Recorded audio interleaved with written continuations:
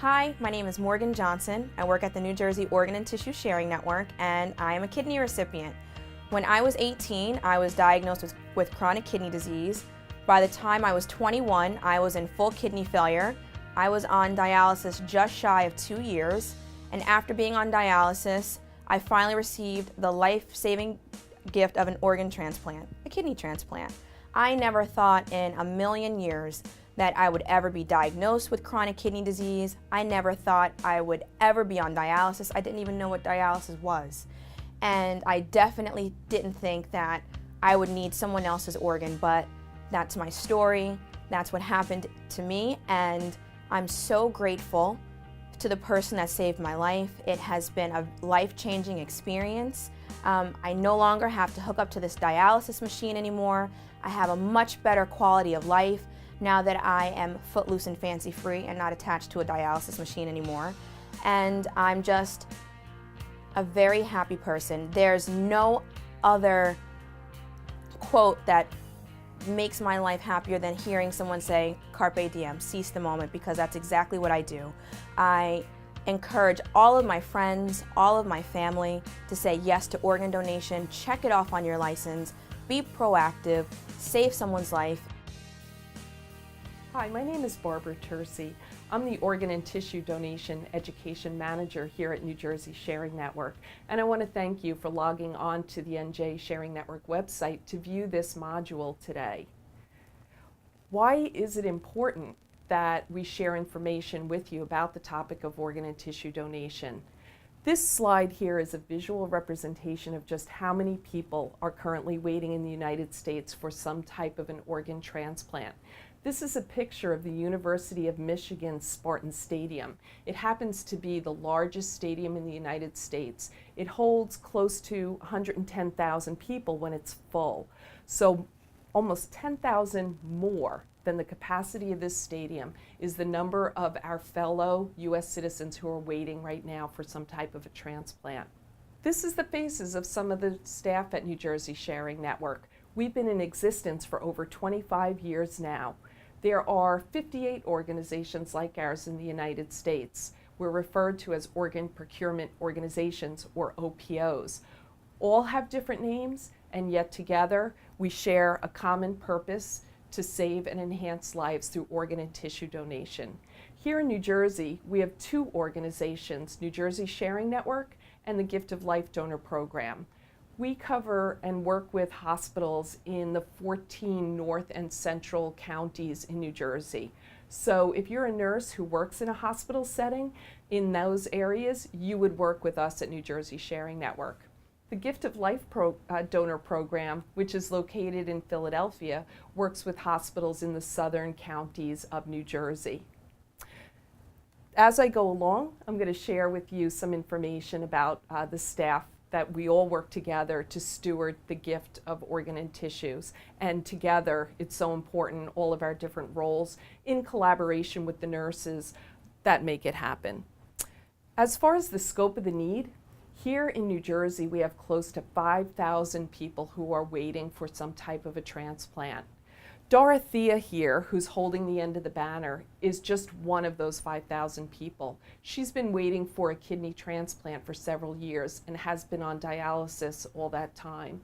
These are her family and friends. They've come out with her to our most recent 5K walk run, which we just held this past June, to support her, to get the word out and increase awareness about the need for organs and tissues. I think it's so important to put a face to that number. You know, we can say 120,000, 5,000, and yet each one of those is someone's family member, someone's friend. I'd like to share with you also some information about New Jersey HERO Act. New Jersey HERO Act has several components.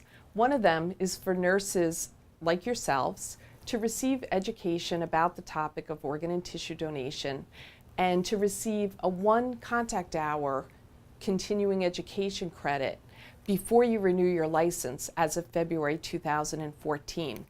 This picture up here is a group of public health nurses that I spoke with recently.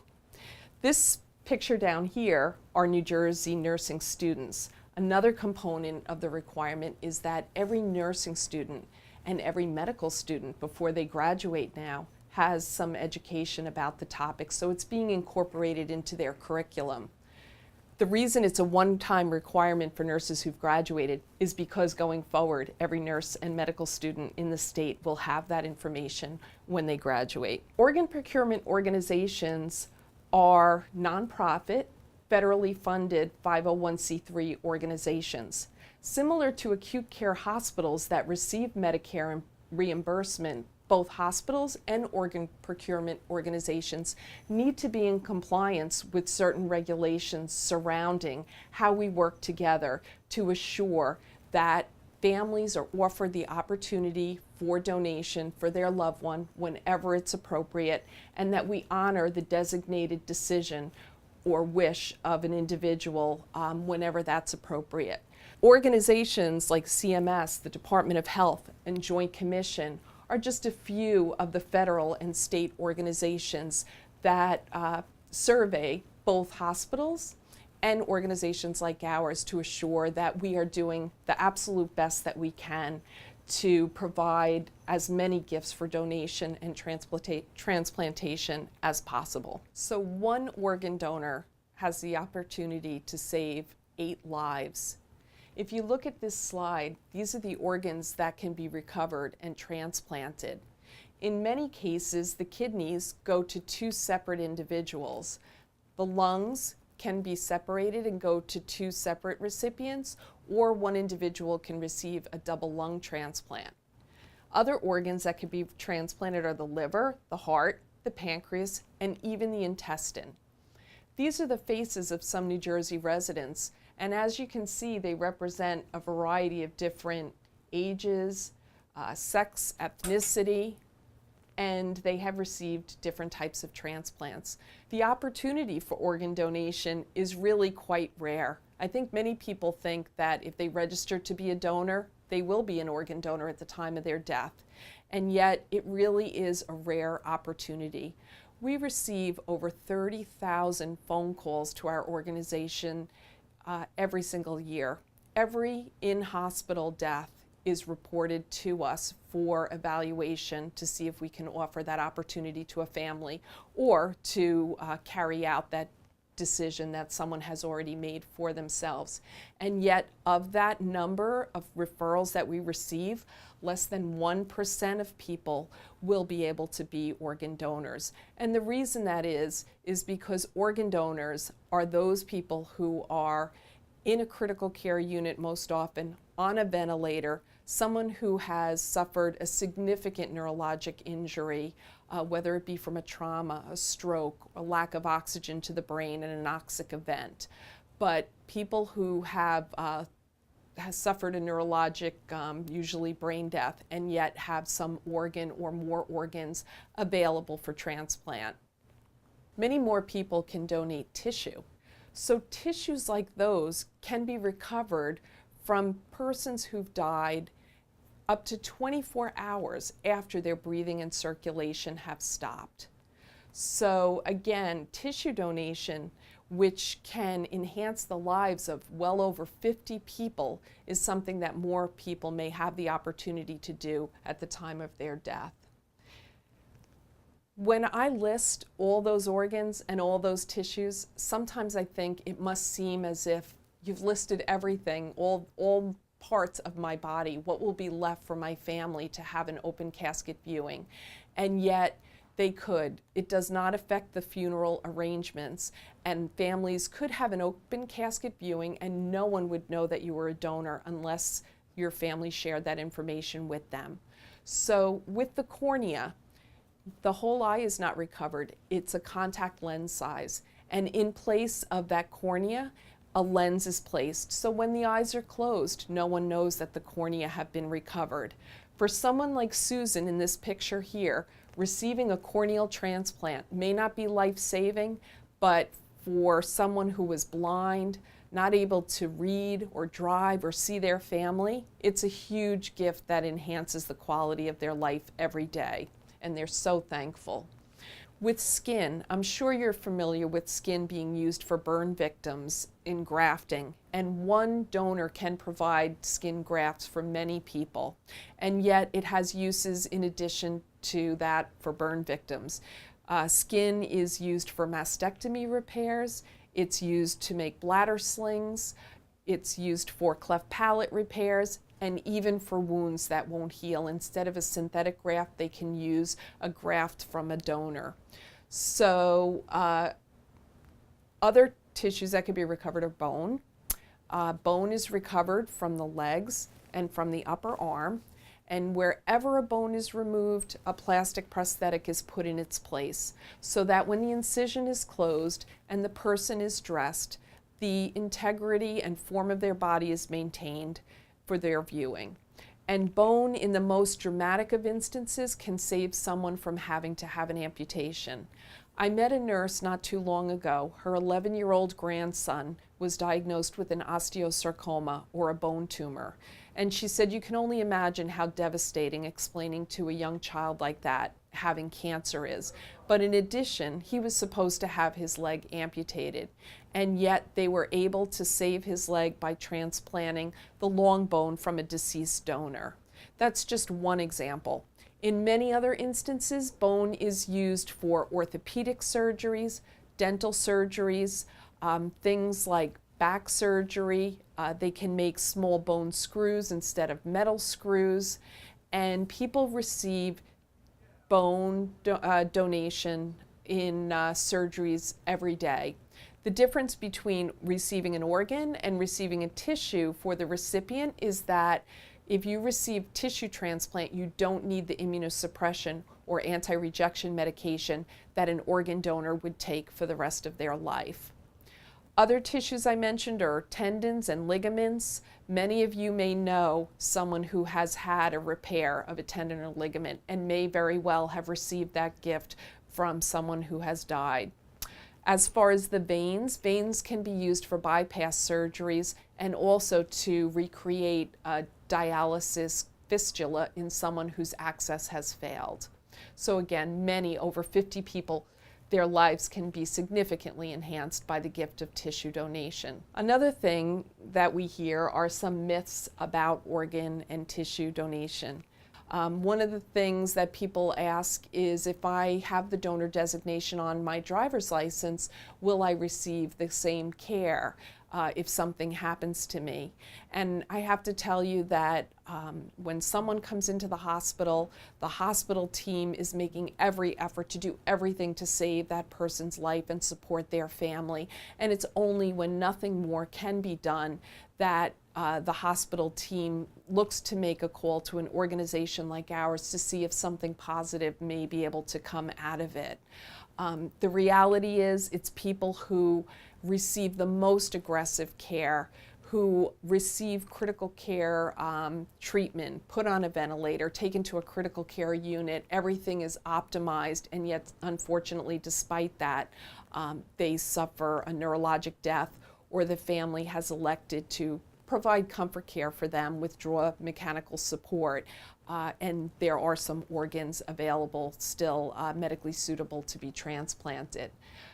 Another thing I'll hear is it only sports figures, politicians, maybe people who have the resources who receive transplants? And yet every day I hear stories of people in our communities who receive gifts of transplant.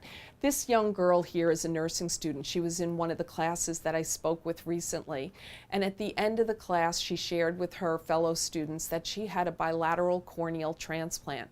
She's only 23 years old. She received that transplant when she was 21. No one in the class ever even knew that she had it. And they asked her, why didn't you ever tell us that? And she said, you know, my vision is fine. I really had no reason to share it. We're just having the conversation today, so I thought I would mention it. And I thought those are the day-to-day stories, again, of people whose lives are impacted. She had to drop out of nursing school for a period of time when she had lost her vision. And now with the transplant, she's back in school pursuing her degree. Another side of the truth is the impact on a donor family. I use this family's picture for a couple of reasons. Sometimes I'm asked, is there an age limit to being a donor? How young is too young, or how old is too old? And this family here, their little beautiful baby was an organ donor at only 6 weeks of age. Tragically, she died in a motor vehicle accident, and her family consented to give the gift of donation, and her heart saved another infant's life.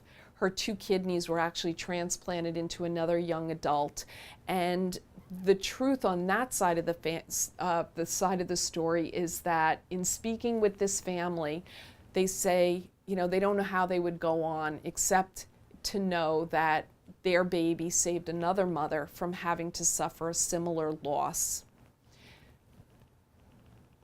Another thing you may ask is, does my religion support donation?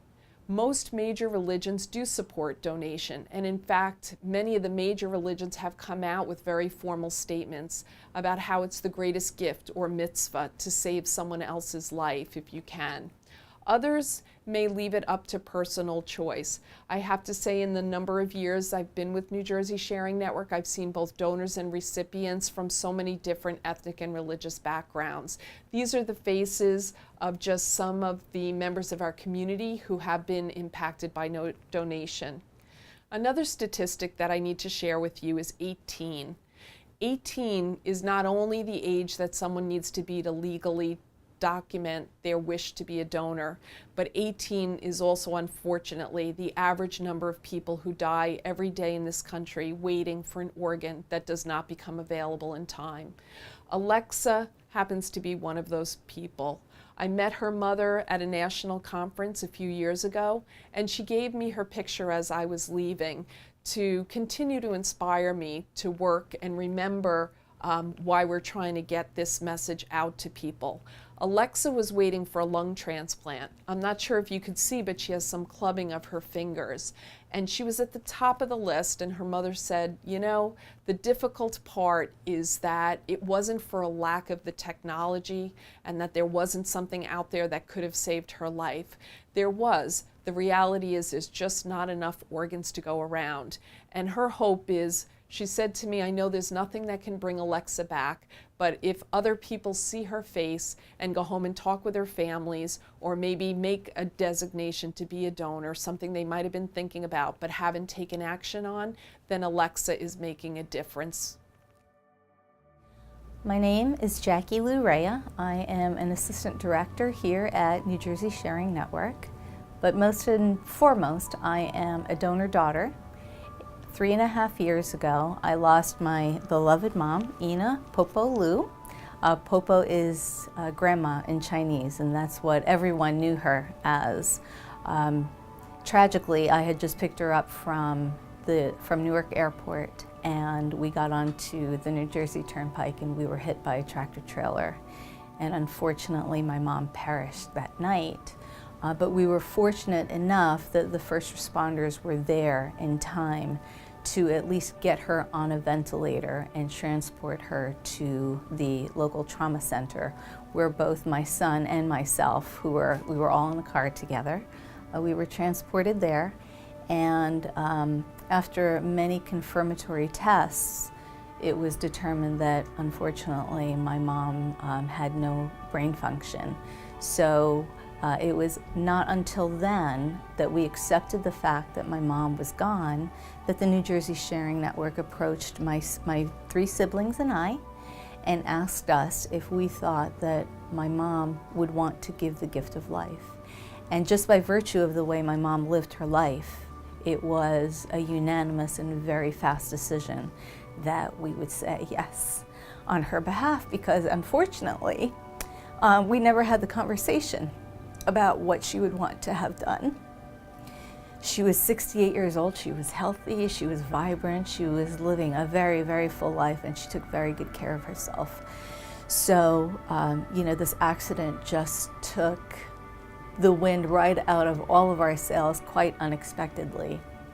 And if there's a message that I can send out there to all the families and the entire community out there, I would say, to spare yourselves the decision that my siblings and I had to make on my mom's behalf that night to give the gift of life. Talk about it with the people that you love. Talk about it, and not to say yes or no or maybe, but to at least get a feel of what you each would want to have happen should something so devastating happen to your family as well. No one gets up in the morning and says today is a great day to get hit by a truck, or that today is a great day to have a heart attack or a brain aneurysm. In the situations where donors present themselves, it is 99.9% of the time an unplanned, fully devastating and always deadly thing that they have this opportunity and this event, if you will, to be able to choose if they want to give the gift of life or not.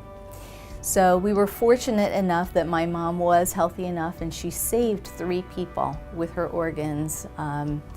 At that time, she gave her kidneys to 2 New Jersey women, one who was the same age as my mom, who was 68 at the time, and the other kidney recipient is in her 40s, and both of them are alive and well. And I do know that her liver recipient is out there as well, though I have not had the pleasure of meeting her yet, but I still have hope that someday that might happen. But just the knowledge that she has been able to impact the lives of these women has just helped me so much in the healing process. And we truly, even though my mom is not the one who made that decision at that time to give the gift of life, all indication, all signs from her is that absolutely it was the right decision to make, because 2 years later, I now find myself working here at the network and working with the community and educating the community and business partners and hospital partners and everyone who will listen of why it is so important to say yes to donation. My mom's organs saved 3 people, but her tissue, which includes, for those who are unfamiliar, tissue includes cornea, it includes skin, it includes bone. Her donation has touched the lives of 43 people already through post-mastectomy reconstruction and cleft palate repair and rotator cuff repair and ACLs and MCLs and all sorts of incredible surgeries, reparative surgeries that have helped people to live healthier, stronger, pain-free lives. So I'm so very proud of my mom. She is truly my hero, truly my champion, and it is my absolute pleasure to be able to go into the community and brag about her and share her story. And one of the things that I really would like to convey is that the New Jersey Sharing Network, our main goal is to steward the gift of life through organ and tissue donation. But after that, they really take heart and make it a key point of what their reason for being is, and that is to take care of us donor families. And one of the things that we are able to do here at the Sharing Network is to create a memorial quilt that is placed on the donor remembrance quilt. So every donor family is invited to make a quilt square, and we are then invited to a special ceremony where we pin our quilt squares of our loved ones onto a quilt, and then wonderful volunteers create this beautiful quilt. And I think now we have about 29 quilts that travel sometimes throughout the country, on the request of families and others who want to show their loved ones in these memorable and lasting things that we help to create in their loved ones' memories.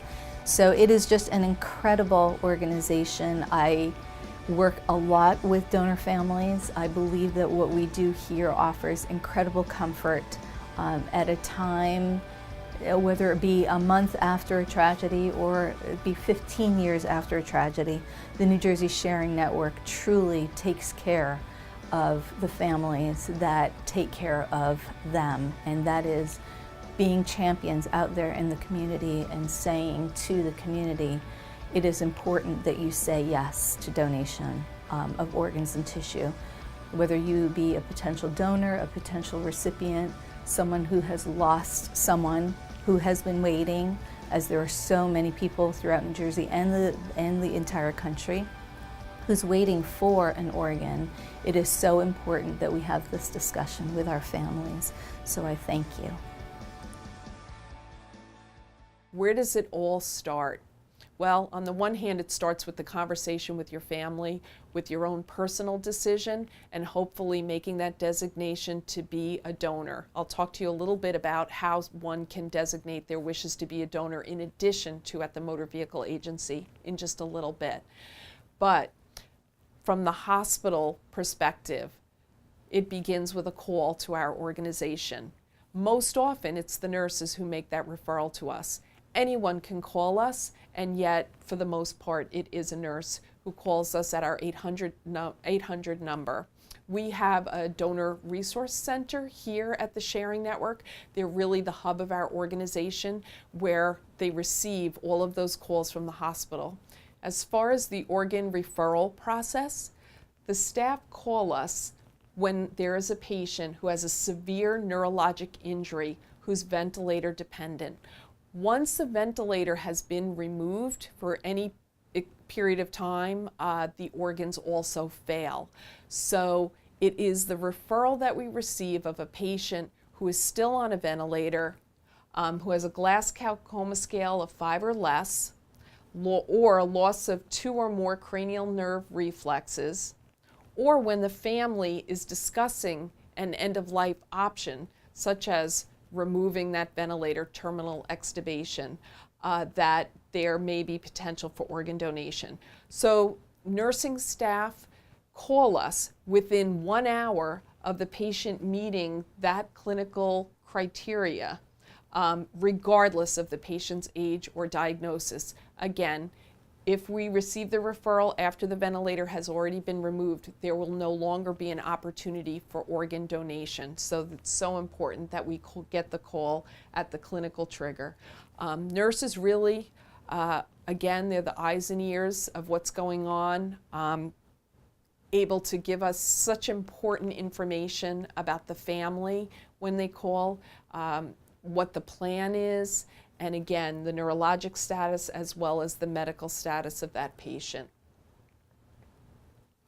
When we receive a referral, and after that initial screening, there appears to be some potential for organ donation, a transplant coordinator from New Jersey Sharing Network will respond to that hospital. And again, the nurses and other members of the healthcare team are so vital. We are visitors at a very difficult time. And so what we call huddle very often with the healthcare team to get information we need to determine medical suitability, to continue to preserve that opportunity for the person to be a donor and for the family to either be notified of their loved one's decision or to make a decision about donation because of the good care that patient is receiving. We ask that no one mentions organ donation or tissue donation to a family before the referral is made. We want to do an evaluation of medical suitability before we speak with a family. We wouldn't want someone well-meaning to offer donation to a family and then when the evaluation is complete, find out that unfortunately there's nothing possible to be donated. Then we have to go back to the family and kind of take that away. So we ask to receive the call within the hour of the clinical neurologic trigger, not to mention donation. If the family brings it up and has questions, then certainly when you call, share that information with us. Let the family know that you'll be calling someone who can help answer their questions. So the vast majority of people who are organ donors are those who've been pronounced dead by neurologic criteria or brain death. And brain death is very different than a coma. People may at times mention that they know of someone who woke up from a coma, and yet no one ever wakes up from brain death. Brain death is determined by clinicians, critical care specialists who are experts in the field. And it is conducted very carefully involving clinical examination that demonstrates the absence of all brain and brainstem reflexes. It includes demonstration that the patient is apneic or unable to initiate any breaths on their own. It's very different from a coma. As you can see in this picture here, which is a cerebral angiogram, on the left side is an angiogram for a patient who has normal blood flow, and on the right, someone who's brain dead with absolutely no brain flow at all. For a family who is looking at their loved one on a ventilator, who has a heart rhythm, blood pressure, is making urine, they're warm, tests are being done, it's very difficult. And at times I've seen a physician share a picture like this with a family to help them to understand the difference. And again, until they have come to terms with that, it would not be appropriate to have the conversation with them about donation, whether it's a notification of an existing wish by their loved one to be a donor or asking them to make that decision about what their loved one would have wanted. This is another possible confirmatory type test that can be done in the determination of brain death. This is a nuclear medicine brain scan, and you can see the lack of uptake of the radionucleotide in this scan. If there was flow to the brain, that would be dark, but the white appearance shows that there's no blood flow. Interaction with the family, early interaction, support in a very sensitive and compassionate way is so important. We are guests, visitors at that hospital at a very difficult time, and we want to be with that family and offer them support in the same way that we would want if it was our loved one. And so rather than being with the family with the focus just about the offering the opportunity of donation or notifying them about that designation, we focus on being present to them, developing a relationship with them, trying to provide them support information that they may need, and then naturally the conversation will transition to a point where it's appropriate to talk about what happens next, an organ or tissue donation being just one of the possible end-of-life decisions that would be made. When we talk about optimizing the gift, once someone has died, the focus changes from all those efforts that were in place to try to save their life to now maximizing the number of gifts that can be recovered for transplant. For families who are honoring their loved one's decision or making the decision for their loved one to be a donor when they haven't had that designation already, it's comforting for them to know that as many people as possible can be helped. So when the transplant coordinator comes to the hospital, they work very closely with the healthcare team to manage the hemodynamic status, which becomes very challenging when someone is brain dead. If you look at the measurements, the parameters that are listed here, you'll see that they are very much just normal values. The transplant coordinators also bring with them some guidelines, donor management guidelines, that they can, in collaboration with the physicians and other members of the healthcare team, implement to maximize the gift. I'm often asked if there are 120,000 people waiting for organs and so few people who are able to be organ donors, how is it determined who's going to receive those organs?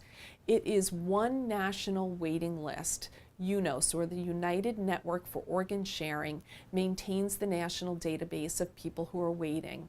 So no matter where someone is listed in the country for an organ, their name is in that same database. Some of the matching is as simple as blood type and size. So when someone is going to be a donor, the transplant coordinator at the donor hospital puts information about the donor into the computer, including their blood type and their size. Recipients who do not match that donor based on those criteria screen out. So a large number of the list are excluded on that initial running of the list just based on those criteria. The other individuals who are on the waiting list will move up on the list based on how sick they are or their degree of medical urgency, how long they've been waiting. So once someone is activated on the transplant waiting list, they start accruing points for time waiting and move up the list based on that. There are separate lists for each organ. The other aspect has to do with how long the organs can remain viable outside of someone's body. If you look here, both the heart and lungs, it's only 4 to 6 hours from when those organs are recovered until when they have to be transplanted and functioning again in the recipient. It's a short period of time. So the way the allocation or sharing of those organs takes place and the way the system works includes geography, concentric circles of miles away from the donor hospital to the transplant center, because it's recognized that it's important that those organs get to the centers and transplanted as quickly as possible. If you look at the kidneys, 24 to 36 hours, a much longer period of time that they can remain viable outside of the body. So because there is more time available, additional testing, HLA antigens, are tested between both donor and recipient. And so the level of compatibility in that regard is also a factor in how those organs are allocated. And if someone is a higher genetic match between donor and recipient, even if they're further away, they may receive some priority in receiving that organ.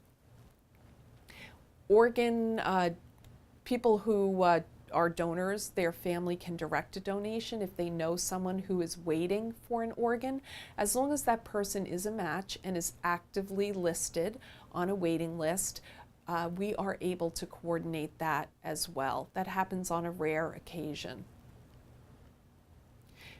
One of the things we do when we get to the operating room, and again, the recovery of the organs and tissue takes place in the operating room, the organ at the donor hospital. The transplant teams come to the donor hospital to recover the organs and take them back to the transplant center. When we get into the OR, we have a moment of silence, of remembering and honoring the person and this incredible gift that they're giving at the end of their life. So families sometimes give us a prayer or a passage to read at that time, music to play, and it's a time where we can also, again, just stop. It's been very hectic from the moment of the referral to getting to the operating room, and this is an opportunity for us to support each other and also, most importantly, thank the donor who's giving this incredible gift. Our hospital partners, they have also, over the years, developed some wonderful ways to honor the donors from their hospitals. In this picture, a flag is being raised, and quite a few of the hospitals we work with now raise a flag in honor of the person who's been a donor for 24 hours after the recovery. Other hospitals have memorial gardens, walls, Memorial Wall of Heroes, and teams who meet periodically to make sure that we're doing the absolute best that we can to support families and assure that every opportunity is provided. The family is at the center of what we do. These are pictures from our annual Donor Family Memorial Service. Every year we have this service. It's attended by about 500 donor family members, as well as some transplant recipients who share stories of how their life was impacted by the gift of their transplant. They receive a medal at that event from Department of Health and Human Services. It's a Gift of Life Donor Medal. They receive a rose.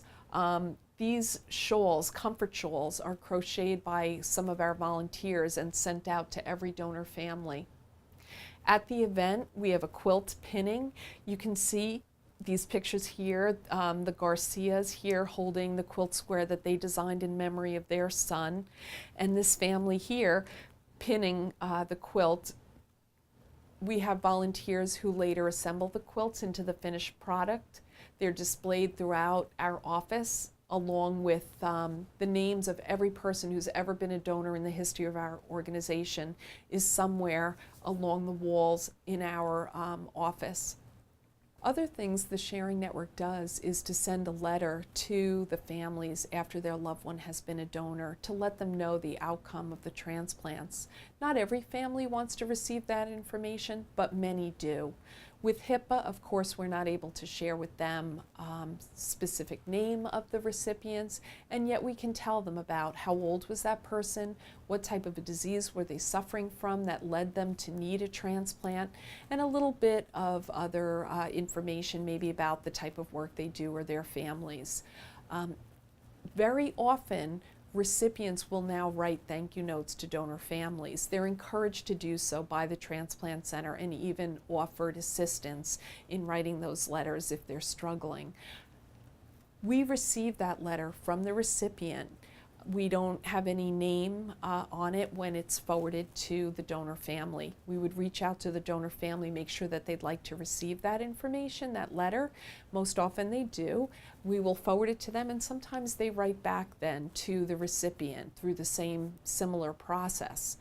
And over time, if a donor family and recipient would like to meet each other, it happens periodically, we are able to help facilitate that. If you look at this picture on the right, the woman standing there, her young daughter was an organ donor, and the gentleman she's standing with received her daughter's heart, and they did have the opportunity to meet each other. She was listening to her daughter's heartbeat in his chest, and it was pretty incredible.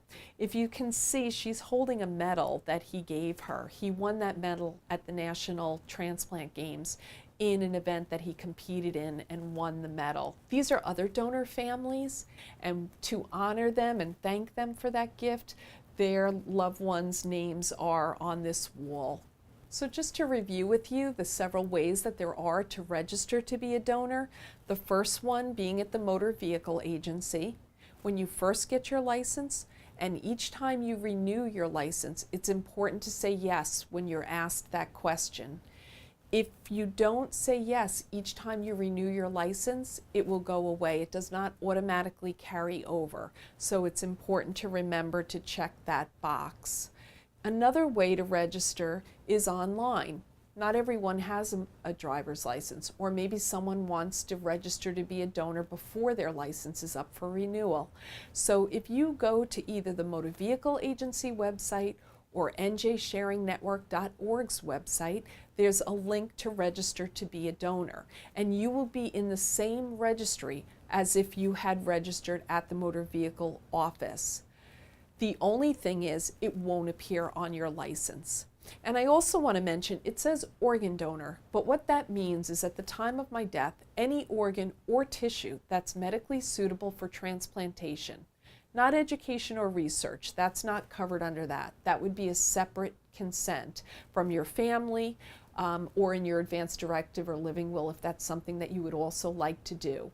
But this is organ and tissue for transplantation. That's what that means, and when you register online.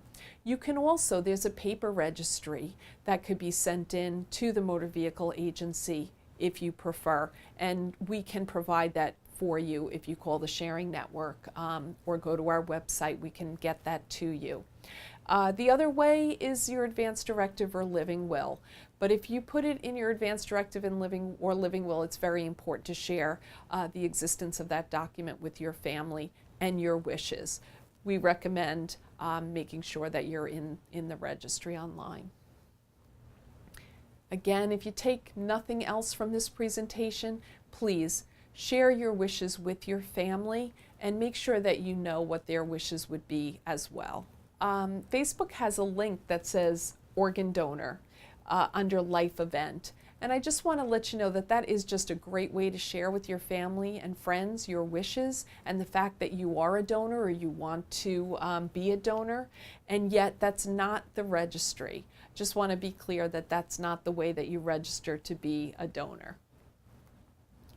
There are so many opportunities to volunteer. If you or someone you know is interested, go to the Sharing Network website and you can find out more information about that.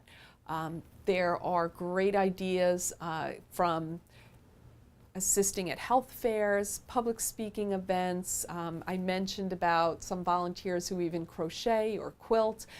Some come to our office and help out in different ways, but there are so many ways to give back, and we currently have about 300 registered volunteers with New Jersey Sharing Network.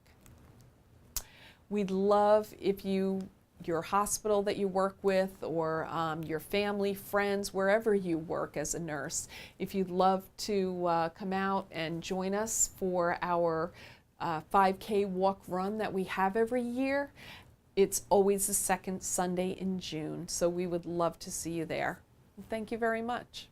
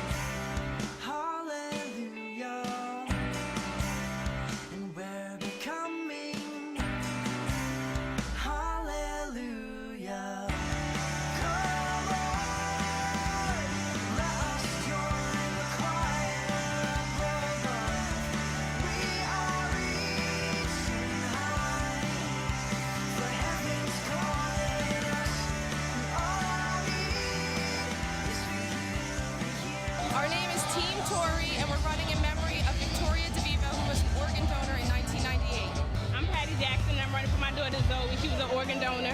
She passed away 2 years ago. She was hit by a car. She would have been 3 years old this year. In memory of my brother and my son. We're Team Butterfly. We're running in memory of my daughter, Melissa Bena Macardo. And we're running today in memory of my husband, her father. It's our third year running this, and we've gotten 13, 14 people this year. We started out with 3. Last year we had 5. Now we got 13. Next year, 100. I love the New Jersey Sharing Network. I love being able to participate with them on events like this. It's definitely very, very useful, the healing process. We feel like we're giving back. Obviously, Biff gave one of the greatest gifts ever with some of his organs, and now we're able to give also, and that helps us heal and just get over, you know, our loss. It's fantastic.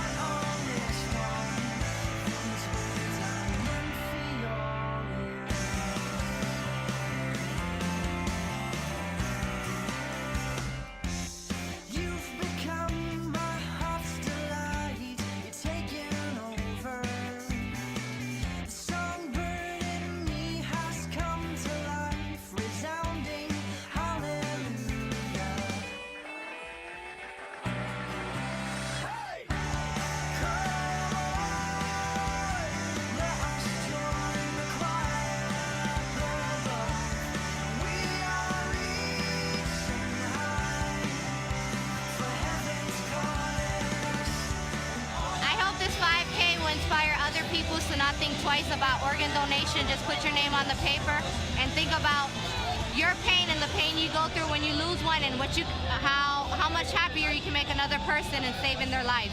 You know what? I would like a lot more people to register as organ donors, especially the minorities. Because you know what, it's so hard to get minorities to register because it's a stigma going back generations where you don't donate organs, people think they steal organs, but you know what? You can help save a life.